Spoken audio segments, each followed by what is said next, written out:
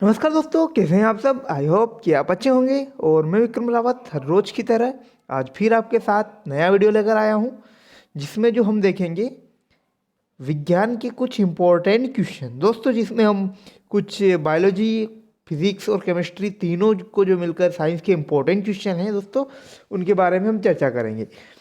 दोस्तों ये जो क्वेश्चन है, यदि आप SSC, NTPC, railway, Delhi police या इसके अलावा जो एमपी पुलिस, जेल प्रहरी या जो अदर जो एग्ज़ाम में साइंस के क्वेश्चन बहुत इंपॉर्टेंट रहते हैं, तो उनके लिए बहुत इंपॉर्टेंट है। तो स्टार्ट करते हैं दोस्तों। पहला क्वेश्चन है आयरन सर्वाधिक किस में पाया जाता है। ऑप्शन है गोभी, मटर, पालक पत्ता या गाजर। तो दोस्तों जो आयरन होता है जो सबसे अधिक पाया जाता है, तो वह है पालक पत्ता। दोस्तों पालक जो होता है उसमें सबसे जो अधिक मात्रा में पाया जाता है, तो वह आयरन यानी लोहा, जिसे Fe के नाम से भी जाना जाता है। तो बहुत इंपॉर्टेंट है ये। और इसके बाद देखेंगे नेक्स्ट क्वेश्चन है मिनी माता रोग किससे से उत्पन्न होता है। ऑप्शन है जल, वायु से, रेडियो सक्रिय तत्वों से या जीवाणु से। तो दोस्तों इंपॉर्टेंट है ये, और इसका जो आंसर है जल।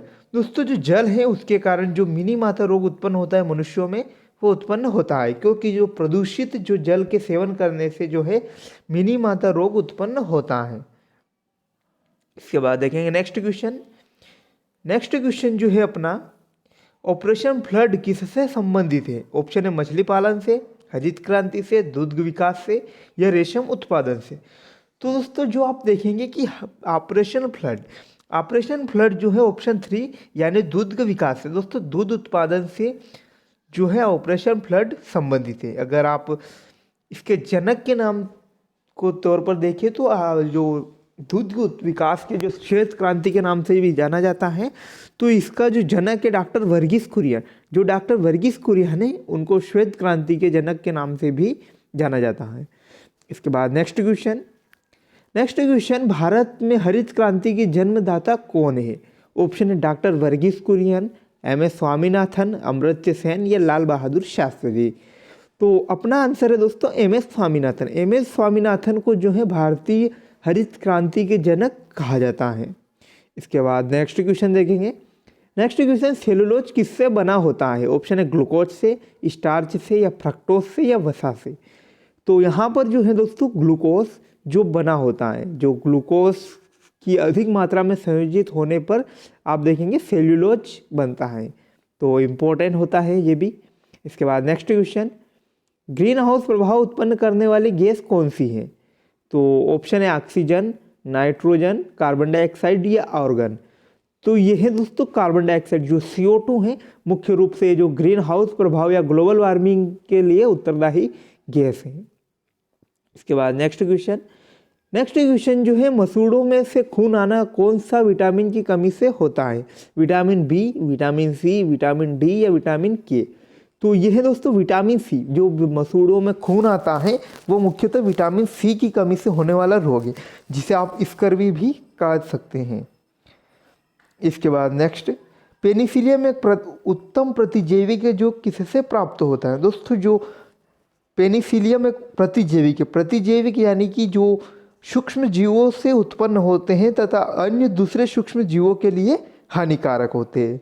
यानी कि एक सूक्ष्म जीव द्वारा तो उत्पन्न होते हैं और दूसरे सूक्ष्म जीवों के लिए वही हानिकारक होते हैं। तो दोस्तों जो सबसे पहले जो प्रतिजैविक जो खोजा गया था तो वो पेनिसिलियम था। तो पेनिसिलियम क्या है, एक ऑप्शन जीवाणु, विषाणु, प्रोटोजोआ या कवक।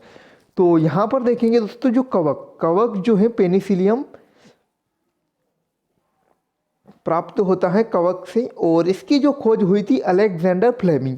दोस्तों अलेक्जेंडर जो फ्लेमिंग जो वैज्ञानिक हैं, उन्होंने कवक में पेनिसिलियम नामक जो प्रतिजैविक है उसकी खोज की थी। इसके बाद देखेंगे नेक्स्ट क्वेश्चन है एंजाइम एक विशेष प्रकार का होता है। ऑप्शन है एमिनो अम्ल, प्रोटीन, विटामिन या न्यूक्लिक अम्ल। तो यह है दोस्तों एमिनो अम्ल प्रोटीन। जो एंजाइम होता है वो मुख्य रूप से प्रोटीन का समूह होता है। इसके बाद नेक्स्ट क्वेश्चन है पौधों के लिए प्राणदायी गैस कौन सी है। ऑप्शन है कार्बन डाइऑक्साइड, ऑक्सीजन, नाइट्रोजन या मीथेन। दोस्तों प्राणदायी गैस जो वह होती हैं जिन्हें हम या पेड़ पौधे सांस लेने के लिए प्रयोग करते हैं। तो जैसा आप जानते हैं दोस्तों, जो पेड़ पौधे होते हैं मुख्य रूप से CO2 यानी कार्बन डाइऑक्साइड को जो है श्वसन क्रिया में उपयोग करते हैं, जो कि श्वसन में लेते हैं तथा ऑक्सीजन यानी O2 को जो है वह रिलीज करते हैं। तो जो प्राणदायिनी गैस के रूप में मुख्यतः देखते हैं पेड़ पौधों के लिए, तो ये कार्बन डाइऑक्साइड गैस यहाँ पर सही होगा। इसके बाद नेक्स्ट क्वेश्चन है कोशिका भित्ति। दोस्तों जो पादप कोशिका होती है उनमें कोशिका भित्ति होती है, तो वह कैसी होती हैं? ऑप्शन ए निर्जीव, सजीव या निर्जीव दोनों, या उपयुक्त में से कोई नहीं। दोस्तों कोशिका भित्ति यानी कोशिका के सबसे बाहर का जो आवरण होता है, कठोर आवरण, जो कि लिग्निन्स या सेल्यूलोज या स्टार्च का जो बना होता है, दोस्तों अधिकतर जो कवकों में जो होती हैं वो लिग्निन की होती हैं, और पेड़ पौधे जो होती हैं उनमें जो कोशिका भित्ति होती है वो सेल्यूलोज की होती है।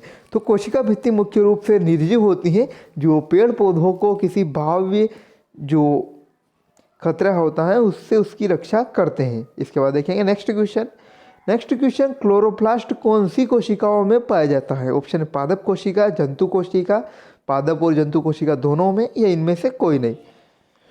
तो यहाँ पर जो देखेंगे दोस्तों, पादप क्लोरोफास्ट जिसे पर्णहरिम या क्लोरोफिल के नाम से भी जाना जाता है, तो ये मुख्यतः पादप कोशिकाओं में पाया जाता है। पादप कोशिका में जो पर्णहरिम पाया जाता है, जिसके कारण पौधों या पेड़ पौधों की पत्तियों या तनों जो भी होता है उनका रंग हरा होता है। तो जो पादप कोशिका मुख्य रूप से जिनमें पाया जाता है क्लोरोप्लास्ट। इसके बाद देखेंगे नेक्स्ट क्वेश्चन अर्धसूत्री विभाजन कैसा होता है? जो दोस्तों अर्धसूत्री विभाजन होता है, मुख्य रूप से जो विभाजन होता है कोशिकाओं में 3 प्रकार का होता है, समसूत्री विभाजन, अर्धसूत्री विभाजन या असूत्री विभाजन।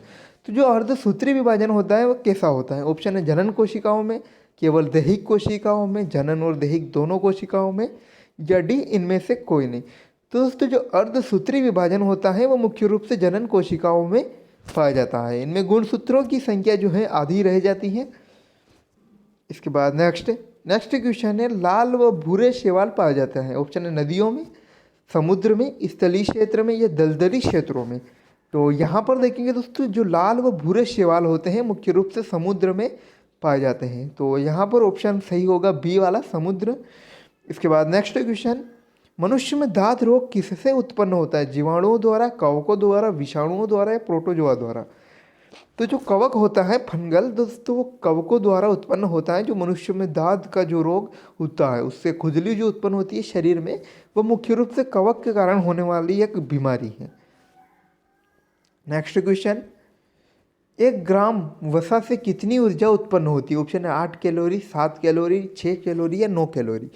तो यह दोस्तों 8 कैलोरी, जो 1 ग्राम वसा होता है उससे 8 कैलोरी, दोस्तों 8 कैलोरी जो ऊर्जा है वह उत्पन्न होती है। बहुत ही इम्पोर्टेंट क्वेश्चन ये। इसके बाद एंटीबॉडीज के निर्माण में कौन सहायक होता है? ऑप्शन है विटामिन, हार्मोन्स, प्रोटीन, या वसा।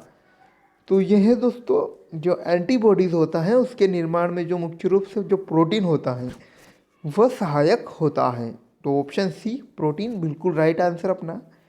इसके बाद नेक्स्ट क्वेश्चन, नाड़ियों को स्वस्थ रखता है तथा हृदय की धड़कन को संकुचित कौन करता है? ऑप्शन है कैल्शियम, पोटेशियम, फास्फोरस, या कार्बन।